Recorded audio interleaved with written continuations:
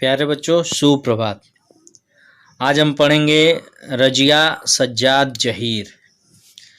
इनको पढ़ेंगे आज। इनका जन्म 15 फरवरी सन 1917 को अजमेर राजस्थान में हुआ था। इनकी प्रमुख रचनाएं जर्द गुलाब उर्दू कहानी संग्रह है। इनको जो सम्मान प्राप्त हुआ सोवियत भूमि नेहरू पुरस्कार, उर्दू अकादमी उत्तर प्रदेश, अखिल भारतीय लेखिका संघ अवार्ड। इनका निधन सन 18 दिसंबर सन 1979 में हो गया। हमारे दृढ़ संकल्प ही हमारी ताकत है, हमारा लिखना ही हमें जिंदा रखता है। रजिया सज्जाद जहीर मूलतः उर्दू की कथाकार हैं। उन्होंने बीए तक की शिक्षा घर पर रहकर ही प्राप्त की। यह बहुत बड़ी बात है कि बीए तक की पढ़ाई उन्होंने घर पर रहकर ही प्राप्त की। विवाह के बाद उन्होंने इलाहाबाद से उर्दू में एमए की परीक्षा उत्तीर्ण की। सन 1947 में वे अजमेर से लखनऊ आई और वहाँ से करामत हुसैन गर्ल्स कॉलेज में पढ़ाने लगी। सन 1965 में उनकी नियुक्ति सोवियत सूचना विभाग में हुई। आधुनिक उर्दू कथा साहित्य में उनका महत्वपूर्ण स्थान है। उन्होंने कहानी और उपन्यास दोनों लिखे हैं। उर्दू में बाल साहित्य की रचना भी की है। मौलिक सर्जन के साथ साथ उन्होंने कई अन्य भाषाओं से उर्दू में कुछ पुस्तकों के अनुवाद भी किए हैं। रजिया जी की भाषा सहज, सरल और मुहावरेदार है। उनकी कुछ कहानियाँ देवनागरी में भी लिप्यांतरित हो चुकी हैं।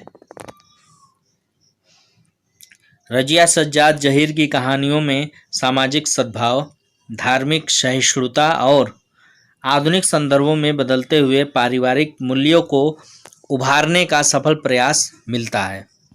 सामाजिक यथार्थ और मानवीय गुणों का सहज सामंजस्य उनकी कहानियों की विशेषता है। रजिया सज्जाद जहीर की नमक शीर्षक कहानी, जो आपके पाठ्यक्रम में संकलित है, नमक शीर्षक से कहानी, वो रजिया सज्जाद जहीर की यह नमक शीर्षक कहानी भारत पाक विभाजन के बाद सरहद के दोनों तरफ के विस्थापित पुनर्वासित जनों के दिलों को टटोलती एक मार्मिक कहानी है। दिलों को टटोलने की इस कोशिश में अपने पराये देश परदेश की कई प्रचलित धारणाओं पर सवाल खड़े किए गए हैं। विस्थापित होकर आई सिख बीवी आज भी लाहौर को ही अपना वतन मानती हैं और सौगात के तौर पर वहाँ का नमक लाए जाने की फरमाइश करती हैं। कस्टम अधिकारी नमक ले जाने की इजाज़त देते हुए जिसे ले जाना गैरकानूनी है, दिल्ली को अपना वतन बताता है। इसी तरह भारतीय कस्टम अधिकारी सुनील दासगुप्त का कहना है, मेरा वतन ढाका है।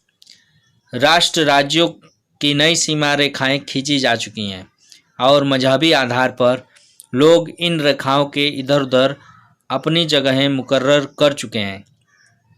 इसके बावजूद जमीन पर खींची गई रेखाएं उनके अंतर्मन तक नहीं पहुंच पाई हैं।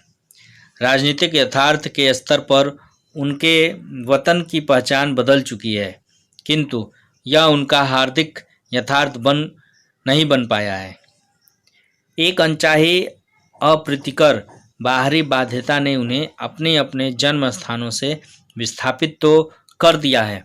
विस्थापित करने का मतलब कि जब विभाजन हुआ तो कुछ लोग भारत से पाकिस्तान की तरफ चले गए और कुछ लोग पाकिस्तान से भारत में आ बसे, यानी अपनी जन्मभूमि को छोड़ के वो विभाजन के बाद एक दूसरे तरफ गए और वहीं बस गए। तो उसी को विस्थापन कहा जाता है, अपने स्थान को छोड़ना और दूसरी जगह बसना। विस्थापन या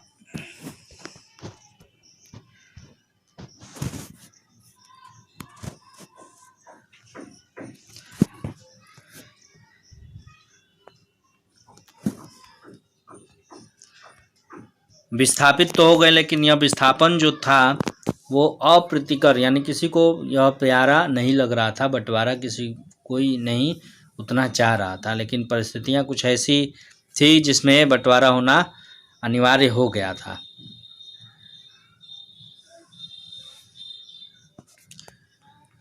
और अपने अपने स्थानों से वो विस्थापित तो हो गए, पर वह उनके दिलों पर कब्जा नहीं कर पाई है।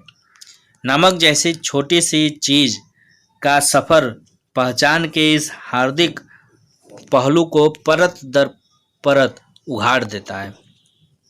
यह हार्दिक पहलू जब तक सरहद के आर पार जीवित है, तब तक यह उम्मीद की जा सकती है कि राजनीतिक सरहदें एक दिन बेमानी हो जाएंगी।